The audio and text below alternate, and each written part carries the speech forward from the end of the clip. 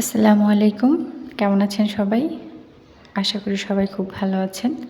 আমিও আল্লাহর রহমতে খুব ভালো আছি। ২ দিন খুব একটু অসুস্থ ছিলাম এবং ব্যস্ত ছিলাম। তাই হয়তো কোনো ভিডিও ভালোমতো দিতে পারিনি। যাই হোক, এখন থেকে আবার হয়তোবা প্রপারলি দিতে পারবো। তো যারা আমার সাথে ছিলেন বা আছেন তাদেরকে অসংখ্য ধন্যবাদ।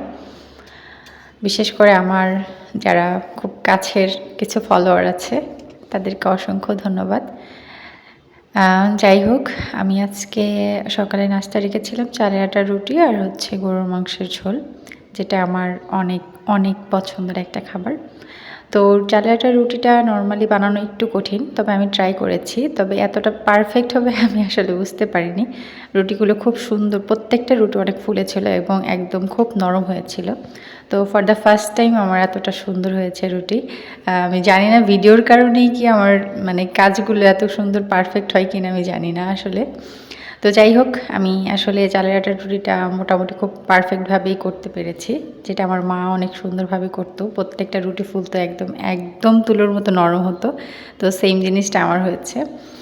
তো যাই হোক, আপনাদের কেমন হয় জানাবেন। আর আমার ভিডিওগুলো যদি ভালো লাগে তাহলে ইচ্ছা হলে একবার একটু ফলো দিয়ে যাবেন আর পাশে থাকবেন। অবশ্যই আমি আপনাদের পাশে থাকার চেষ্টা করব। আর সবাইকে দাওয়াত রইল, সকাল সকাল চলে আসলে হয়তো ব্রেকফাস্টটা আমার এখানে করতে পারবেন।